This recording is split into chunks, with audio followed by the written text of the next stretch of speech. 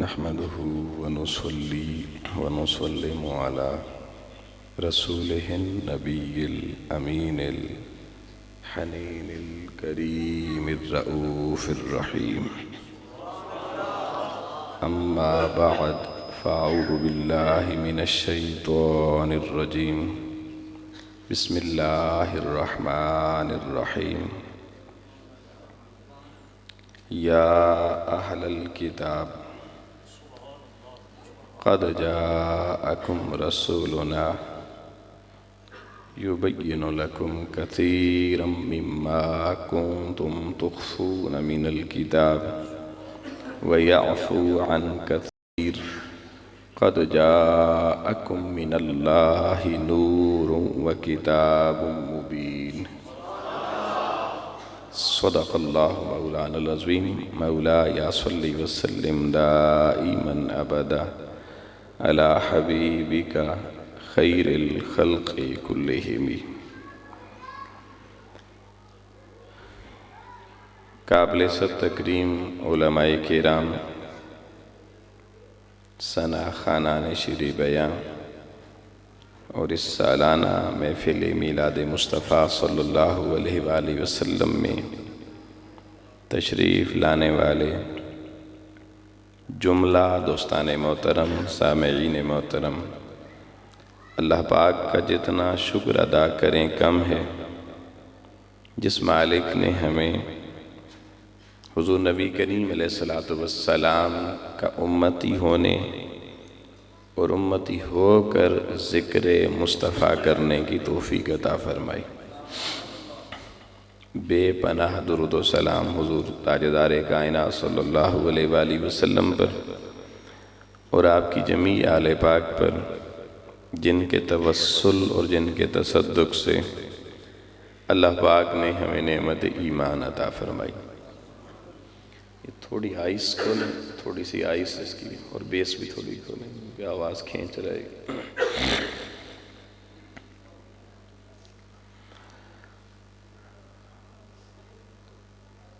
آج کی اس سالانہ پروقار محفل پاک کے انعقاد پر میں محفل پاک کے جملہ انتظامیہ اور معاونین کو ہدیہ تحسین و تبریک پیش کرتا ہوں اور دعا کرتا ہوں رب قدیر حضور نبی کریم علیہ السلام سے آپ کے اس اظہار محبت کو اپنی بارگاہ میں قبول فرمائے.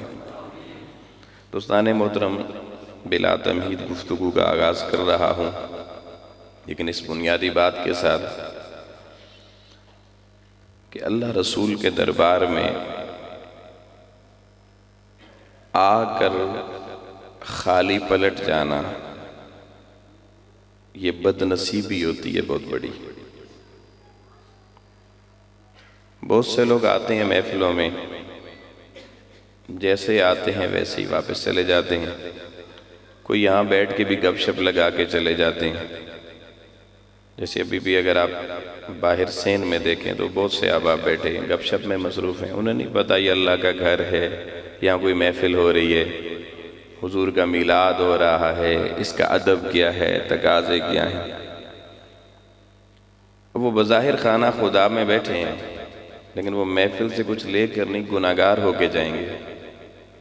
گناہگار اس لیے کہ اللہ کے گھر کا تقدس ہے، یہاں دنیا کی بات نہیں کر سکتے، یہاں فضول ہنسنا، کہکے لگانا. اللہ کے گھر اس کے مجاز نہیں ہے.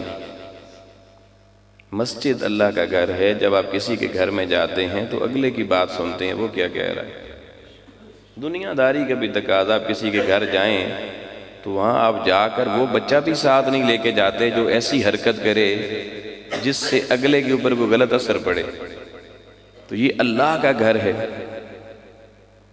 اور کئی آتے ہیں وہ دیکھتے ہیں جی بس ہاں ہو کی شور شرابہ کیا نکل گیا بس ٹھیک ہے. یاد رکھنا، اگر اللہ نے توفیق دے دی آنے کی تو دامن پھیلا کے رکھنا، نگاہیں جھکا کے رکھنا، دل اللہ کی بارگاہ میں پیش کر کے رکھنا کہ جب اٹھیں تو جو خالی دامن لے کر آئے تھے وہ واپس بھرا ہوا لے کر جائیں. یہ مقصد یہ ہے ان محافل کا. تو دعا ہے اللہ کریم ہم سب کو ان محافل کی اصل غرض و غایت اور ان کا مقصد سمجھنے کی توفیق نصیب فرمائے۔ میں نے دوستان محترم قرآن مجید کی سورۃ المائدہ کی آیت نمبر 15 آپ کے سامنے پڑھی ہے۔ اللہ رب العالمین نے فرمایا یا اہل الکتاب، اے اہل کتاب یہود و نصارہ، قد جاءکم رسولنا، ہم نے تمہاری طرف اپنا رسول خاص روانہ کر دیا ہے، بھیج دیا ہے۔ ایک بنیادی بات ذہن میں رکھیں کہ یہ آیت شروع ہو رہی ہے اہل ایمان سے خطاب نہیں ہے، کلمہ پڑھنے والوں سے اللہ مخاطب نہیں ہے، یہودیوں سے ہے، نصرانیوں سے ہے، اہل کتاب سے ہے، اور انہیں اللہ فرما رہا ہے کہ قد جاءکم رسولنا، اب تمہاری طرف میرا محبوب خاص رسول خاص آ گیا ہے۔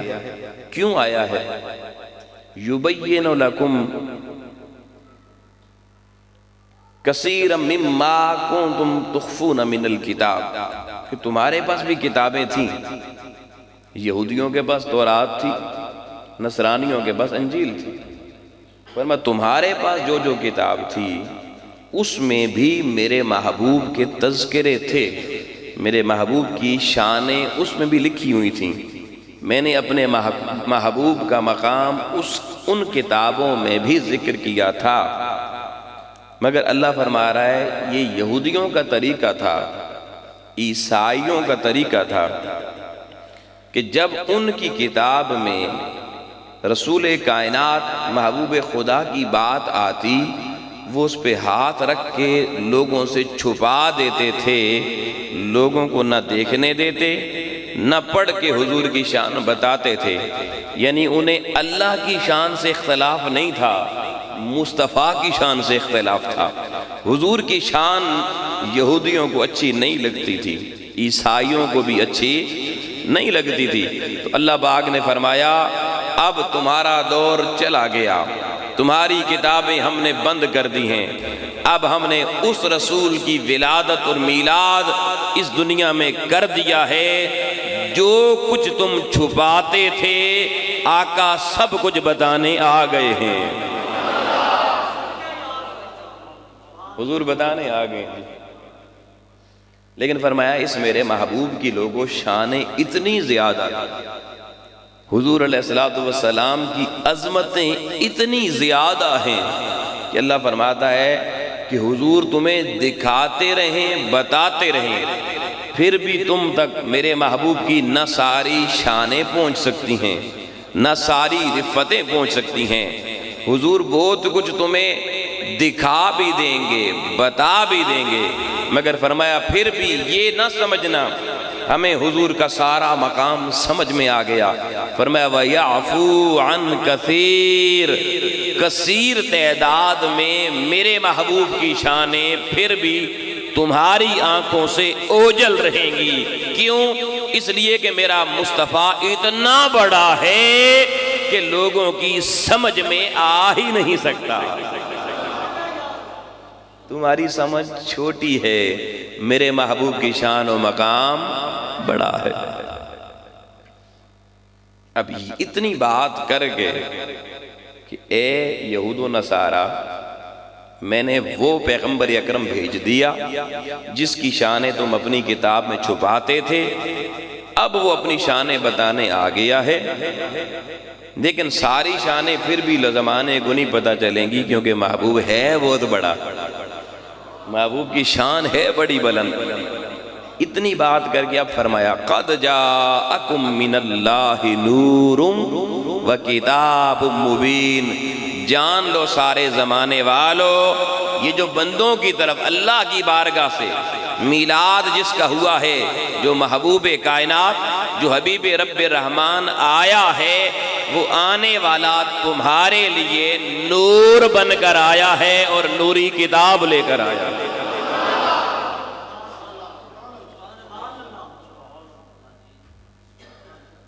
اب اللہ نے تعارف کروا دیا سارے جہانوں کو، مخلوق کو، کہ مخلوق جب بھی حضور کو دیکھے تو کسی اور شان کو نمایاں رکھ کے نہ دیکھے۔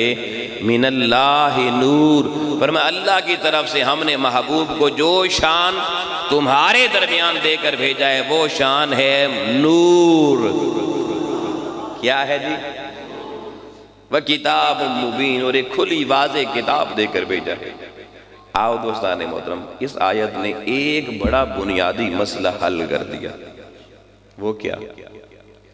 یہ جو دنیا آج تک پھنسی ہوئی ہے کہ حضور نور ہیں یا بشر ہیں،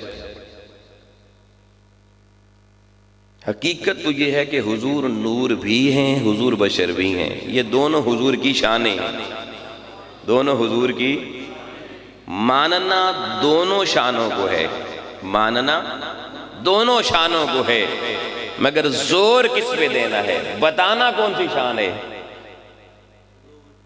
بتانی وہ شان ہے جو اللہ نے کہا میں نے تمہاری طرف اس شان کے ساتھ بھیجا۔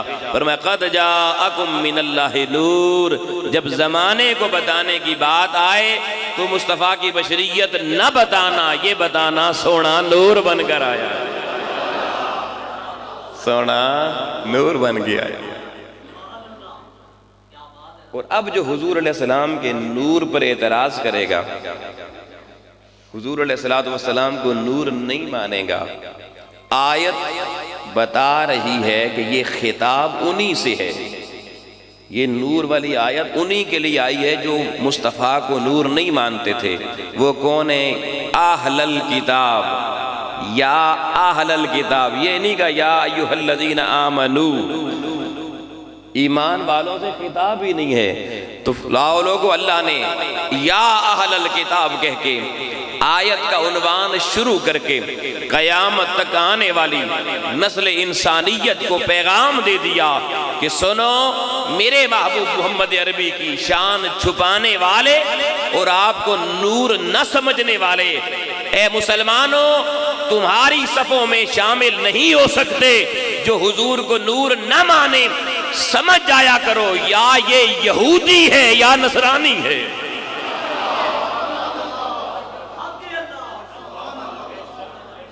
اور اگر بظاہر کلمہ بھی پڑھتا ہو تو سمجھ جایا کرو بظاہر یہودی نہیں ہے تو یہودیوں کا ایجنٹ ہوگا، بظاہر عیسائی نہیں ہے تو عیسائیوں کا ایجنٹ ہوگا۔ حضور کا کلمہ پڑھنے والا امتی کبھی حضور کے نورانیت کا انکار نہیں کر سکتا۔ دیکھیے نا، قرآن مجید نے بالکل واضح کر دیا کہ نور والا معاملہ، یہ جھگڑا مسلمانوں کا ہے ہی نہیں، یہ جھگڑا اہل کتاب کا ہے، یہودیوں کا یا نصرانیوں کا۔ اب جو حضور کو نور نہیں مانتا وہ اپنے مقدر کا فیصلہ خود کرے کہ اہل کتاب میں کس کھاتے میں، یہودیوں میں سے ہے یا نصرانیوں میں۔ اللہ کا شکر ہے لوگو، اللہ کا شکر ہے لوگو، میرے مالک کا کرم ہے لوگو کہ اللہ نے مسلمان بھی بنایا، مصطفیٰ کا تابعدار بھی بنایا، اور حضور کے نور والا خوبصورت عقیدہ بھی عطا فرمایا۔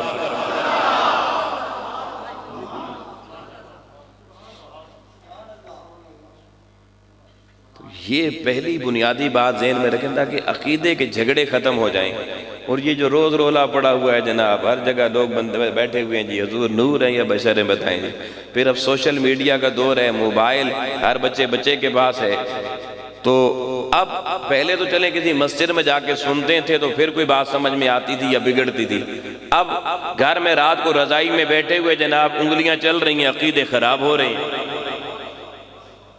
یہ نئی نسل کو قرآن مجید سے ہمیں سالڈ ٹھوس حکم بتانا پڑے گا۔ تو نوجوان توجہ فرمائیں، جب ایسا کوئی بیان ملے جس میں کہانیاں نہ ہوں، شعر و شاعری نہ ہو، کوئی قرآن کی بات ہو، رحمان کی بات ہو یا مصطفیٰ کی حدیث کی بات ہو، تو اپنی توجہ اس طرف رکھ کے ان چیزوں کو، حوالوں کو نوٹ کیا کرو، یادداشتوں میں محفوظ کیا کرو۔ کیوں؟ عقیدہ بچے گا تو ایمان بھی بچ جائے گا۔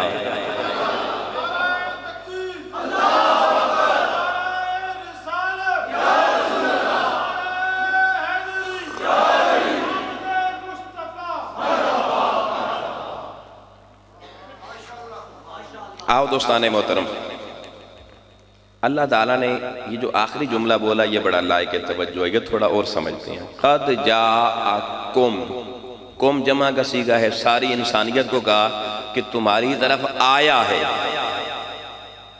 تمہاری طرف۔ اب حضور کے آنے کا ذکر ہے، حضور کی آمد کا ذکر ہے، آپ آمد مصطفیٰ کا جشن منانے آئے ہیں، تو ذرا توجہ سے سنیں اللہ حضور کی آمد کا ذکر کیسے کر رہا ہے۔ وہ کہتا ہے قد جاءکم، تحقیق تمہاری طرف وہ سونا آیا ہے۔ کیا کہا؟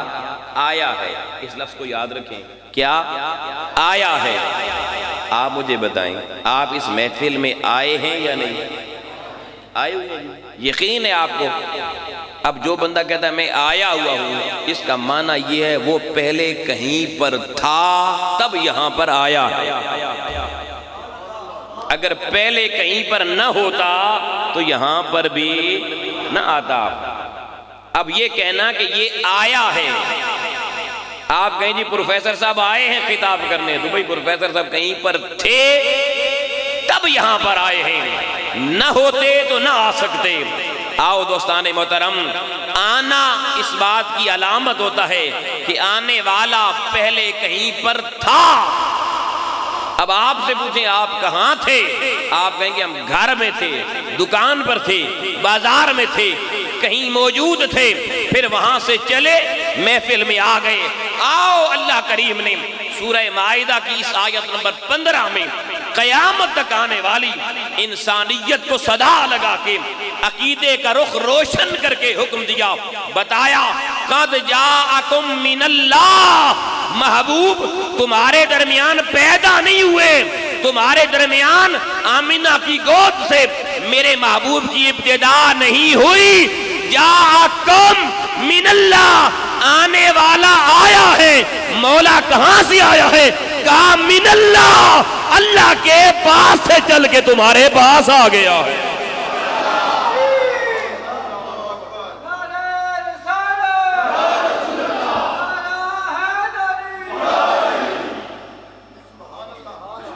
جاءکم، بھئی پہلے حضور تھے اب تمہارے پاس آ گئے ہیں۔ میں اور آپ آئے گھر سے، حضور کہاں سے آئے؟ من اللہ۔ قرآن کے لفظ فرمایا تم ہسپتالوں سے آتے ہو، تم گھروں سے آتے ہو، دکانوں سے آتے ہو، یہ جو آنے والا نور بن کے آیا ہے، یہ نور بن کے کسی ہسپتال سے نہیں آیا، کسی دائی کی گود سے نہیں آیا، کسی گھر سے نہیں آیا، کسی محلے سے نہیں آیا، ارے مکے سے بھی نہیں آیا، مدینے سے بھی نہیں آیا۔ مولا کہاں سے آیا؟ فرمایا من اللہ، اللہ کے پاس سے چل کے آیا ہے۔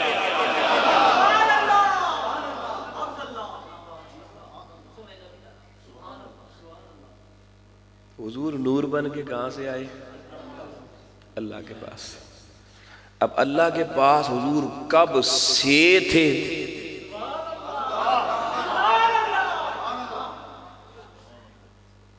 اللہ نے ڈیٹ آف برتھ بتائی نہیں، ہمیں تو ڈیٹ آف برتھ یہاں آنے کی پتہ ہے کہ وہ مکے میں حضرت عبداللہ کے گھر میں آئے، اس کی ڈیٹ آف برتھ جی رات کے جی 4:32 تھے، 22 اپریل تھا، 571 تھا۔ مگر وہ جہاں سے آئے وہاں پر ان کی ڈیٹ آف برتھ کیا ہے؟ آئیں ذرا اس کا نمونہ بتاتا ہوں۔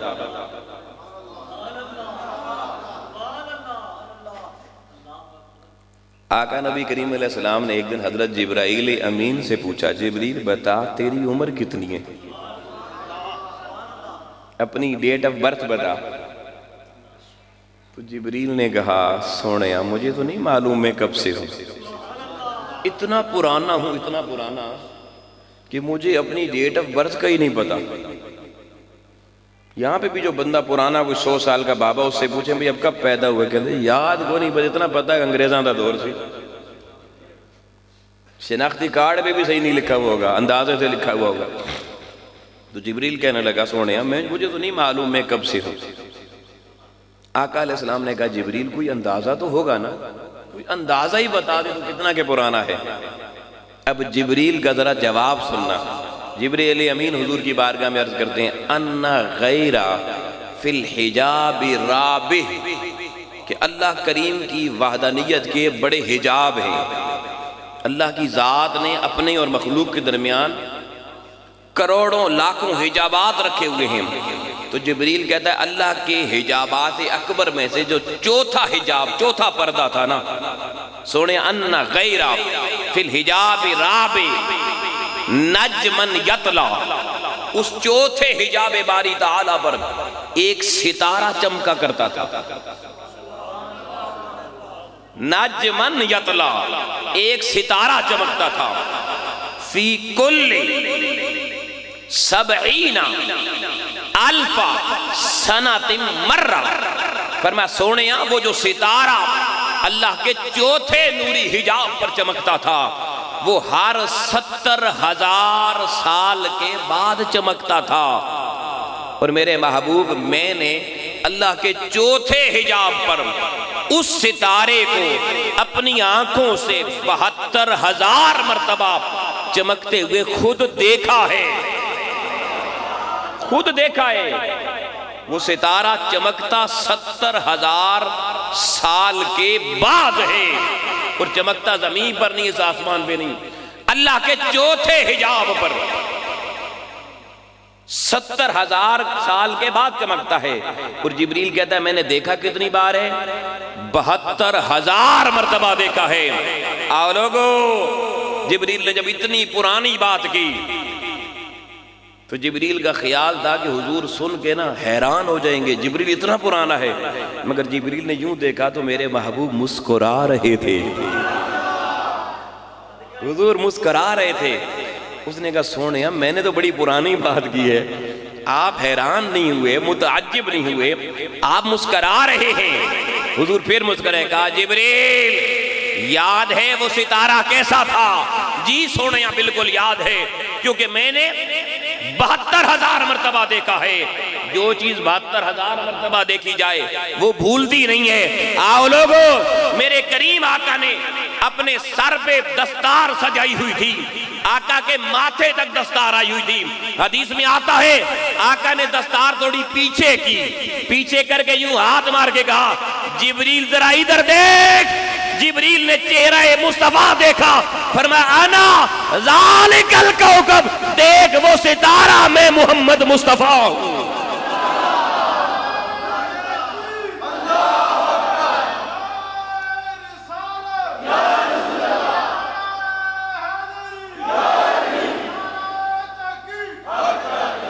فرمایا جبریل اب ادھر نہ دیکھ، ذرا ادھر دیکھ ہمارے ماتھے کی طرف. انا ذالک الکوکب، وہ جو ستارہ تجھے وہاں نظر ہوتا تھا اب تمہیں چہرہ مصطفیٰ میں نظر آئے.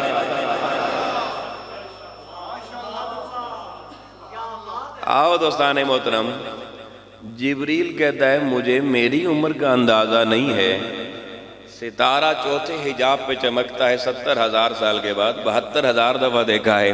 آقا نے اپنے چہرے پہ دکھا کر جبریل کو سمجھا دیا تیری اگر عمر اتنی زیادہ ہے تو سوچ مصطفیٰ کب سے ہیں.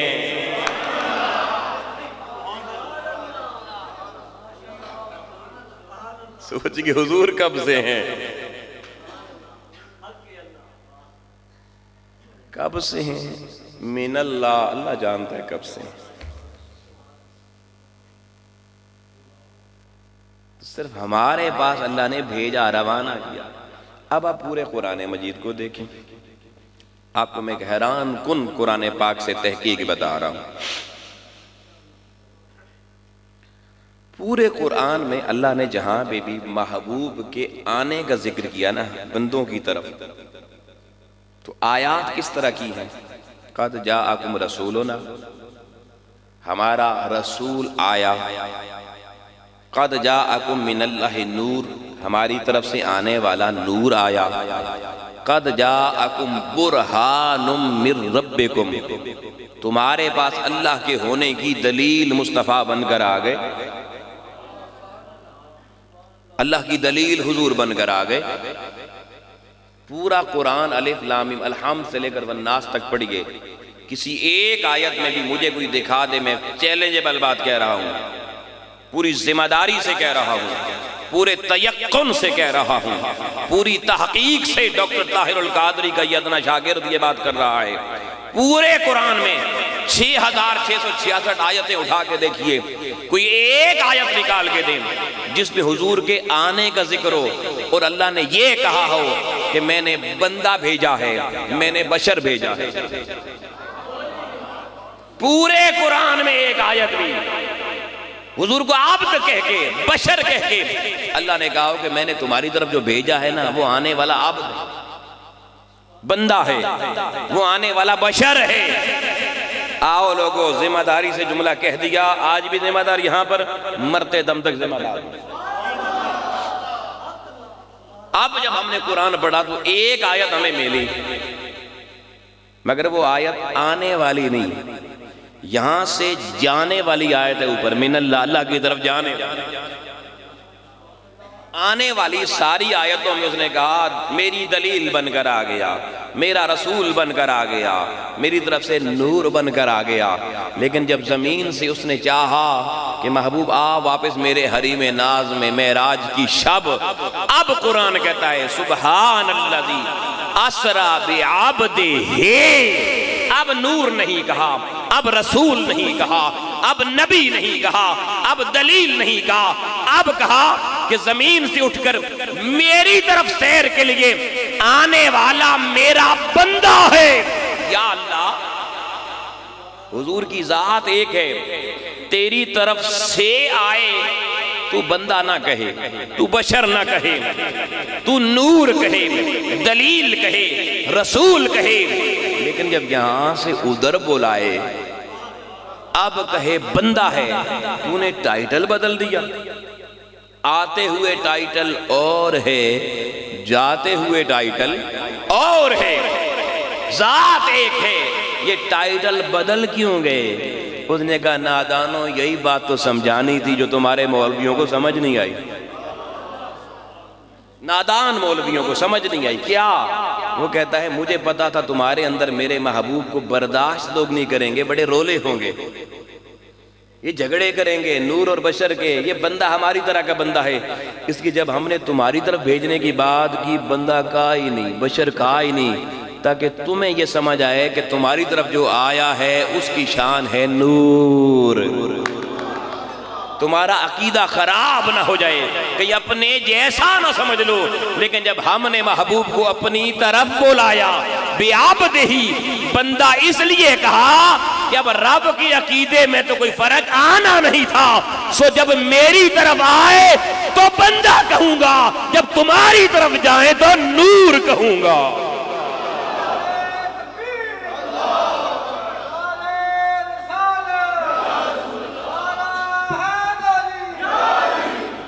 تو اب عقیدہ سمجھ میں آ گیا جی۔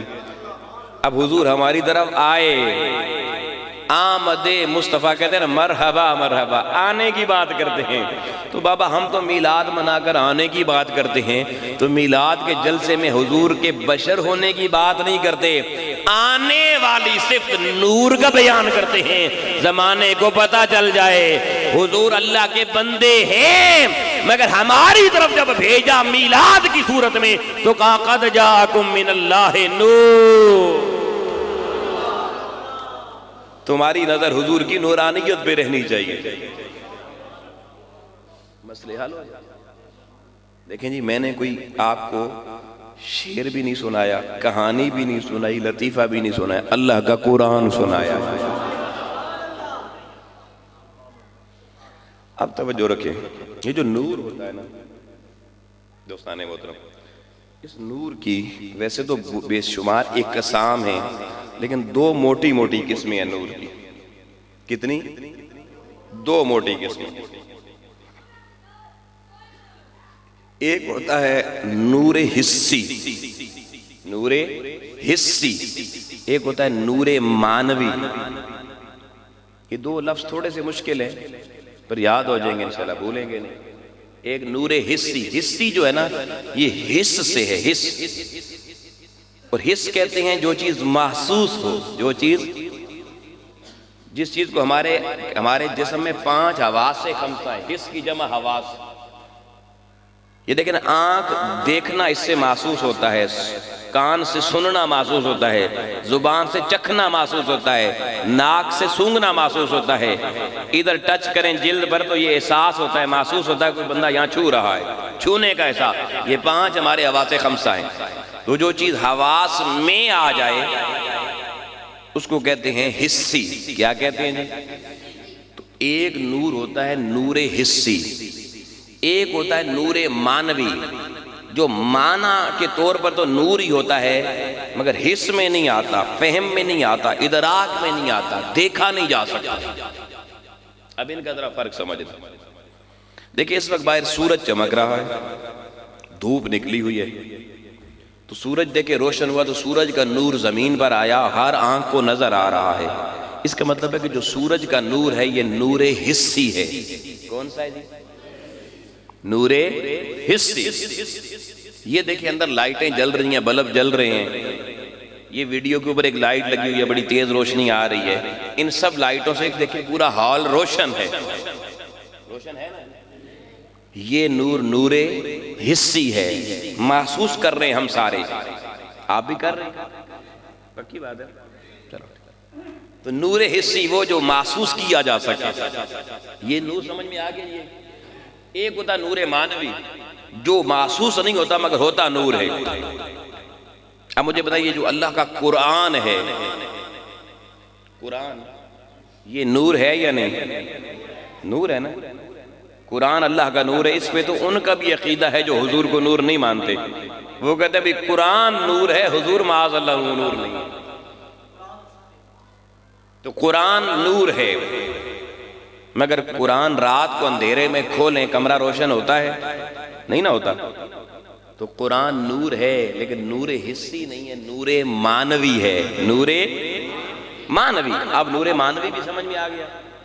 اگر قرآن بھی نور حسی ہوتا نا تو پھر بڑے مسئلے اور حل ہو جاتے، پھر آپ کو ان لائٹوں کی ضرورت نہ ہوتی، پھر واپٹا کے محکمے کی بھی ضرورت نہیں ہوتی، پھر ہر گھر میں جو آج قرآن بند پڑے ہیں نا جی وہ کھلتے روزانہ ساری رات کھلے رہتے، لائٹیں ہوتی نا جی، روشنی آتی۔ تو اب اللہ نے کہا بھئی واپٹا بھی ضروری ہے، اس لیے قرآن کو نور مانوی بنایا، نور حسی، مگر قرآن نور ہے۔ اور قرآن کس دل پر آیا؟ قلب مصطفیٰ پر۔ کس پر؟ فَإِنَّهُ نَزَّلَ، قرآن کہتا ہے فَإِنَّهُ نَزَّلَ عَلَىٰ قَلْبِكَ، سونیا ہم نے قرآن پہاڑوں پہ نازل نہیں کیا، کسی کے گھر میں نازل نہیں کیا، ہم نے قرآن کعبے پہ نازل نہیں کیا، قلب مصطفیٰ پہ نازل کیا، حضور کے قلب اطہر پہ نازل کیا۔ تو قرآن نور ہے، تو جس دل نے یہ سارا نور اٹھا لیا وہ نور نہیں ہے۔ اگر قرآن نور ہے تو قلب مصطفیٰ نور علی نور ہے۔ لیکن آؤ لوگوں ذرا ہمارا عقیدہ اس سے آگے، ہم کہتے ہیں قرآن نور مانوی ہے مگر حضور علیہ السلام کی ذات نور مانوی تو ہے ہی ہے، میرے آقا نور حسی کے بھی مالک ہیں، حضور نور حسی کے بھی مالک ہیں۔ اب یہاں پر سوال پیدا ہو جائے گا جی آپ نے کہا جی قرآن رات کو کھولیں روشنی نہیں ہوتی، تو حضور علیہ السلام رات کو اگر دھرتی پر موجود تھے تو روشنی ہوتی تھی۔ آؤ اس کو ذرا دیکھتے ہیں، 2 حوالے اس وقت پیش کریں۔ پہلی حدیث مبارکہ ام المومنین سیدہ عائشہ صدیقہ رضی اللہ تعالی عنہ اس کی راویہ۔ بھائی بہت توجہ رہے، اب یہ دلیل دے رہا ہوں۔ حضرت عائشہ فرماتی ہیں کہ میں اپنے گھر میں شام کا وقت تھا تو کچھ سلائی کپڑوں کی کر رہی تھی، کپڑوں کی سلائی سوئی سے کی جاتی تھی، مشینیں نہیں ہوتی تھیں، درزی نہیں ہوتے تھے، کپڑے ٹانک رہی تھی۔ تو اچانک سورج غروب ہونے کا وقت ہوتا ہے تو خواتین کے کئی کام گھر کے سین میں ہوتے ہیں، کئی معاملات ہوتے ہیں، تو وہ ذرا بیزی ہو گئیں۔ تو اس دور میں دیواریں گھر کی کچی ہوتی تھیں، یہ پلستر والی نہیں ہوتی تھی، تو پرانے ہمارے بھی، ہم نے بھی بچپن میں دیکھا کہ ہمارے گھروں کی دیواریں کچی تھیں، ہماری جو امیاں، والدائیں، دادیاں، نانیاں، وہ اگر کوئی سلائی ورک کر رہی ہوتی نا، وہ اگر کام روکتی نا تو سوئی دھاگے کو نا دیوار کے اندر یوں اندر چبو دیتی تھی، اور پھر جب انہیں کام کرنا تھا وہاں سے نکال لیتی. یہ سوئی دیوار کے اندر ٹھونکی جاتی تھی کسی کو تاکہ چبے نہ. بس ام المومنین کہتی ہیں میں نے بھی سوئی جو نا دیوار کے ساتھ لگا دی، میں کچھ اور کام میں مصروف ہو گئی، یہاں تک کہ سورج غروب ہو گیا اور گھر میں اندھیرا ہو گیا. اب مجھے سوئی دوبارہ ضرورت پڑی تو میں نے دیوار پہ ہاتھ مارا تو کہیں میرے ہاتھ سے نیچے گر گئی، میرے ہاتھ میں نہ آئی. میں نیچے سوئی تلاش کر رہی تھی، سوئی مجھے نظر نہیں آ رہی تھی، چراغ روشن نہیں تھا، کمرے میں اندھیرا ہو چکا تھا. ام المومنین فرماتی ہیں لوگوں میں سوئی ڈھونڈ رہی تھی، سوئی مل نہیں رہی تھی کہ اچانک حضور تاجدار کائنات کمرے میں تشریف لے آئے. ام المومنین فرماتی ہیں لوگوں میرے محبوب نے پہلا قدم میرے حجرے میں ٹکایا، وہ حجرہ جو اتنا تاریک تھا، اتنا اندھیرا تھا کہ جس میں ام المومنین کو سوئی نظر نہیں آ رہی تھی. حضرت عائشہ فرماتی ہیں حضور کا قدم حجرے میں پڑنے کی دیر تھی، بغیر چراغ کے میرا حجرہ نور علی نور روشن ہو گیا. میں نے مصطفیٰ کی روشنی سے اپنی گمی ہوئی سوئی تلاش کر لی.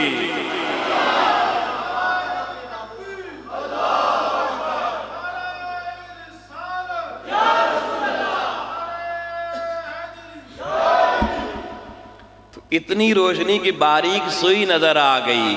اس حدیث سے ثابت ہوا میرے محبوب لوگوں صرف نور مانوی کے مالک نہیں، مصطفیٰ نور حسی کے بھی مالک ہیں. ایک دلیل ہو گئی، اب دوسری دلیل سن. حضرت حلیمہ سعدیہ حضور علیہ السلام کو لینے آئیں، لے کے چلی گئی. بڑا لمبا واقعہ ہے، وقت نہیں میں اس کی ڈیٹیل بیان کروں، مگر ایک بات نور حسی کی دلیل دینے سے پہلے اس واقعے میں سے ضرور بتانا چاہوں گا. حلیمہ سعدیہ جب حضور علیہ السلام کو لینے آئی نا تو ان کے وجود میں دائیں طرف فالج تھا، ایک سائیڈ کام نہیں کرتی تھی. تو حلیمہ سعدیہ فرماتی ہیں کہ جیسے ہی میں نے حضرت آمنہ کی گود میں حضور علیہ السلام کو اٹھانے کے لیے ہاتھ لگایا نا، یہ ہاتھ بڑی مشکل سے آگے بڑھایا کیونکہ فالج زدہ تھا. میرا ہاتھ بدن مصطفیٰ، وجود مصطفیٰ سے ٹچ ہونے کی دیر تھی، میرے وجود میں ایسا کرنٹ آیا کہ کئی سالوں کا فالج مصطفیٰ کے وجود سے مس ہوتے ہی چلا گیا. حضور کو اٹھایا، اپنے شور سے کہنے لگی جی چاہتا ہے پہلے کعبۃ اللہ میں جائیں، وہاں پہ لات ایک خدا ہے، منات ایک خدا ہے، عزا ایک خدا ہے، حبل ایک خدا ہے. ان کے خدا تھے نا، بت پرست قوم تھی، تو ذرا ان خداؤں سے بھی ملاقات کروا کے لے جاؤں. آؤ دوستو بات بڑی سننے والی ہے. حارث نے کہا ٹھیک ہے چلو بھائی کعبۃ اللہ لے کے چلتے ہیں. حضور علیہ السلام کو لے کر حلیمہ سعدیہ لوگوں بیت اللہ شریف میں آ گئی. آقا علیہ السلام کو لے کر سب سے پہلے جو ان کا خدا تھا لات، اس کا نام تھا لات، اس کے پاس آئی. حلیمہ سعدیہ فرماتی ہیں میں حضور کو لے کر جیسے ہی اس لات والے بت کے سامنے آئی، حضور کا چہرہ انور لات کے سامنے آنے کی دیر تھی، لات دو ٹکڑے ہو کے زمین پہ گر گیا.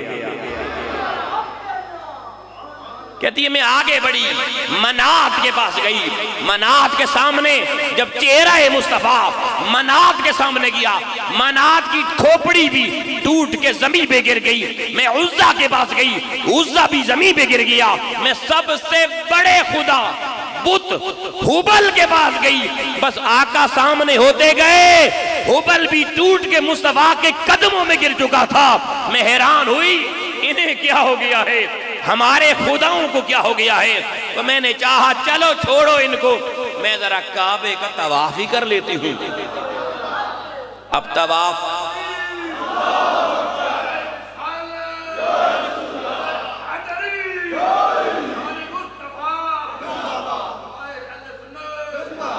اب لوگوں طواف شروع ہوتا تھا حجر اسود، حجر اسود کعبے میں وہ پتھر جس کو چومنے کے لیے ہر کوئی ترستا ہے، پتھر ہے مگر ہر کوئی چومنے کو ترستا ہے۔ حضرت حلیمہ سعدیہ کہتی ہے میں نے کہا چلو حجر اسود کے پاس چلتی ہوں، وہاں سے طواف شروع کروں گی۔ حلیمہ سعدیہ کہتی ہے میں حضور کو لے کر حجر اسود کے سامنے پہنچی نا، تو میں نے جب حجر اسود والے پتھر کو دیکھا تو میرا جی چاہا کہ حضور علیہ السلام کو اٹھا کے آگے کروں تاکہ آقا علیہ السلام اپنی ننھے لبوں سے حجر اسود کو بوسہ دے لیں۔ آؤ لوگ، حلیمہ سعدیہ فرماتی ہیں، قاضی عیاض بیان کرتے ہیں، تفسیر مظہری میں قاضی ثناء اللہ پانی پتی بیان کرتے ہیں کہ جیسے حلیمہ سعدیہ حضور علیہ السلام کو سوچا بھی حلیمہ نے کہ میں حضور کو آگے کروں حجر اسود کے کالے پتھر کی طرف کہ حضور حجر اسود کا بوسہ لے لیں، حلیمہ کہتی ہے لوگو میری حیرت کی انتہا نہ رہی، میں تو ابھی سوچ رہی تھی کہ حجر اسود نے کعبے کی دیوار چھوڑ دی، باہر نکل کر حضور کے لبوں کو چومنے لگ گیا۔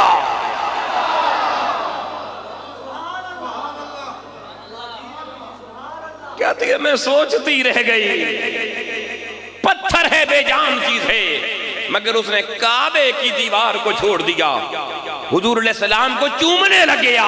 آؤ لوگوں ایک نکتہ اس حدیث سے ملتا ہے، قربان جائیں مبارک ہو لوگوں میلاد منانے کی۔ بھئی توجہ کرنا، میں ایسے ہی مبارک نہیں دے رہا، پھر مبارک ہو حضور کا میلاد منانے کی۔ اور یہ نکتہ سن کے آپ کہیں گے واقعی مبارکباد کے مستحق تھے۔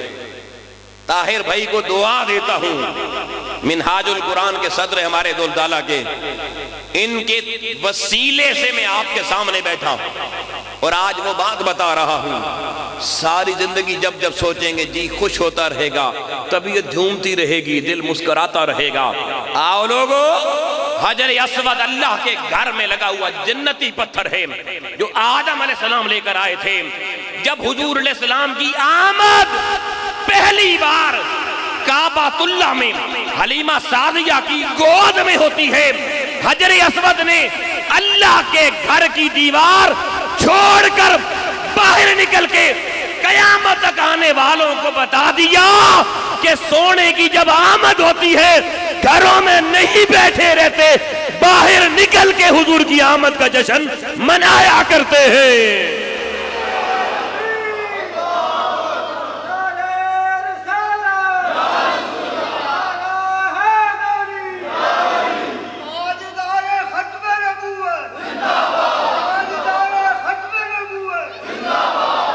اب ان لوگوں کے لیے ایک جملہ جو کہتے ہیں حضور کے آنے پر ہم خوش ہیں مگر ہمارے پاس وقت نہیں ہے جی ہم جشن منائیں، دکان کھولنی ہے، دفتر میں جانا ہے، گھر میں مجبوری ہے، میری طبیعت ٹھیک نہیں ہے۔ آؤ لوگو، مصطفیٰ کی آمد کا جشن خوش ہو کر نہیں منایا جا سکتا۔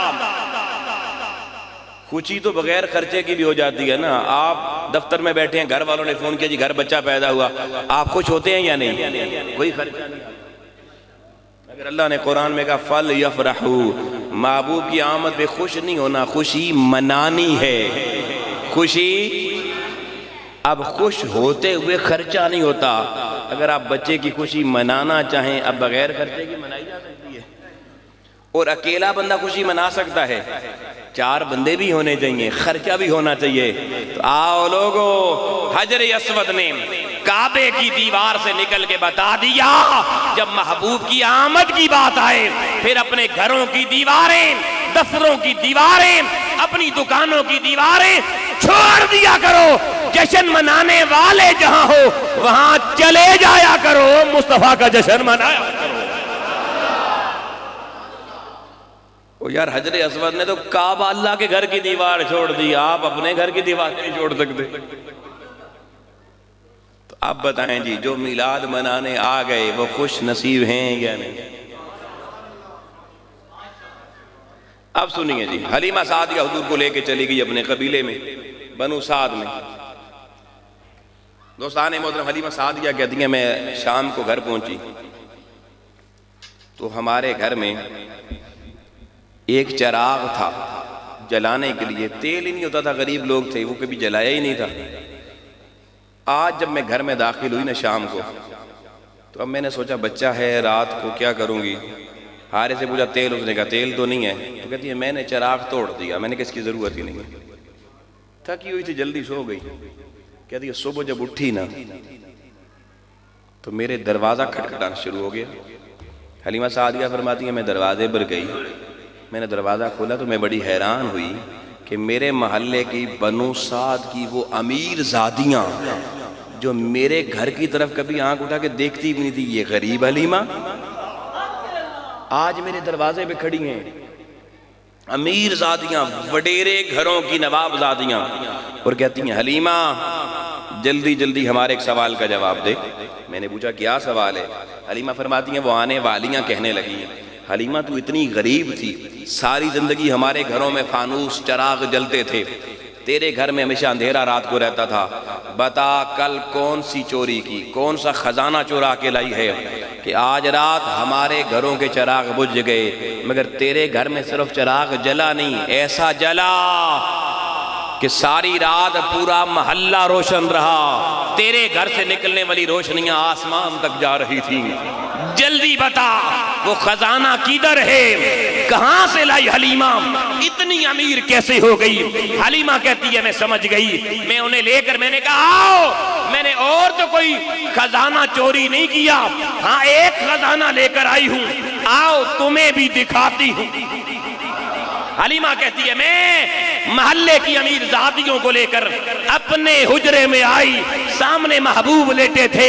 میں نے کہا امیر زادیوں، مجھ سے نفرت کرنے والیوں، آؤ حلیمہ جو خزانہ لے کر آئی، جس نے تمہیں ڈسٹرب کیا کہ تمہارے چراغ ماند پڑ گئے، حلیمہ کے گھر کا چراغ آسمان تک روشن رہا، وہ کوئی اور خزانہ نہیں، وہ خزانہ یہ لیٹا ہوا محمد مصطفیٰ ہے.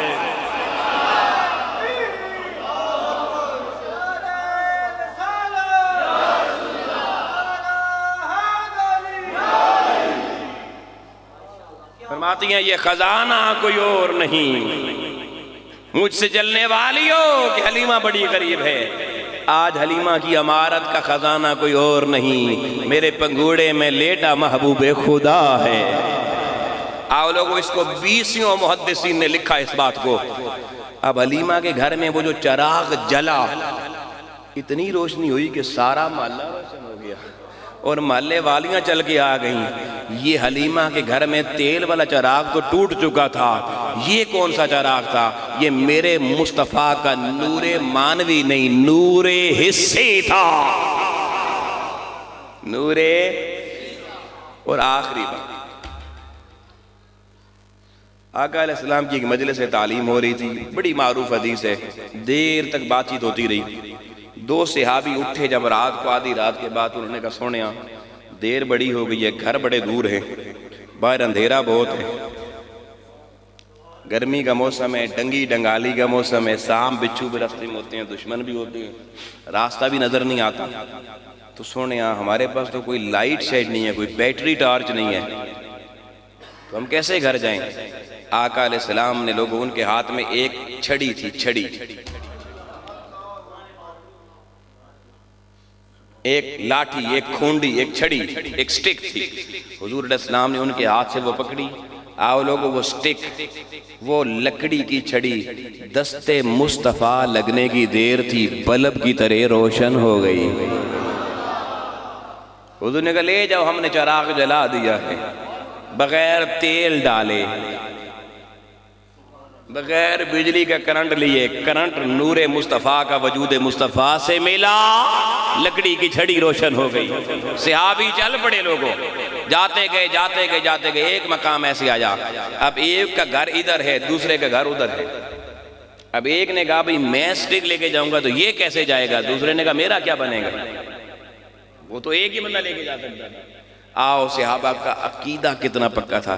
دوسرے نے کہا کوئی بات نہیں، 1 منٹ ٹھہر. اس نے وہاں سے ایک سوٹی اور توڑی، اور وہ جو جل رہی تھی نا سوٹی، اس کے اوپر ماری. پہلے کی تو حضور کے دست مصطفیٰ سے روشن ہوئی تھی، دست مصطفیٰ سے لوگوں جو بجلی کی لائن ایک صحابی کو ملی تھی، دوسری سوٹی اس پہ لگنے کی دیر تھی، دوسری بھی روشن ہو گئی. بغیر بل کے بجلی عطا ہو رہی ہے. ہائے ہائے. ایسے نہیں کہتے نور والا آیا ہے، نور لے کر آیا ہے، سارے عالم میں یہ دیکھو کیسا نور چھایا ہے. اور پھر دوستان محترم، حضور علیہ السلام صرف نور نہیں ہے. یہ حدیث جو میں نے آخری پڑھی یہ بتا رہی ہے حضور نور گر ہے. نور، اب دیکھیں نا، یہ بندہ زرگر ہے، سونا بناتا بھی ہے. ایک ہوتا صرف جیولر، ایک ہوتا سونا بنانے والا، اس کو کہتے ہیں یہ زرگر ہے. زرگر کہ سونا بیچتا بھی ہے، سونا اس کے پاس ہے بھی، اور سونا بناتا بھی ہے. تو اللہ نے لوگوں مصطفیٰ کو صرف نور نہیں بنایا، حضور کو نور گر بھی بنایا. حضور اگر لکڑی کی لاٹھی کو اپنا ہاتھ لگا دیں اس کو بھی نور بنا دیتے ہیں.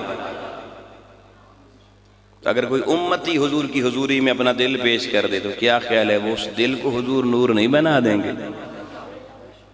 آؤ لوگوں، تحریک منہاج القرآن کا پیغام حضور شیخ الاسلام کا یہ ہے، اگر اپنے دلوں کی ویران بستیاں آباد کرنا چاہتے ہو، اپنے سوئے ہوئے قلب کو بیدار کرنا چاہتے ہو، اور پھر سے اپنی عظمت رفتہ کا بھولا ہوا سبق یاد کرنا چاہتے ہو، اپنی گمراہ نسلوں کو صحیح راہ پر لا کر پھر سے مکین گنبد خضرا کی حضوری میں پیش کرنا چاہتے ہو، تو آؤ ان ٹوٹے ہوئے، بکھڑے ہوئے، اجڑے ہوئے، بیکار، تاریک، سیاہ، ویران دلوں کو پھر سے حضوری مصطفیٰ میں پیش کرنا تمہارا کام ہے.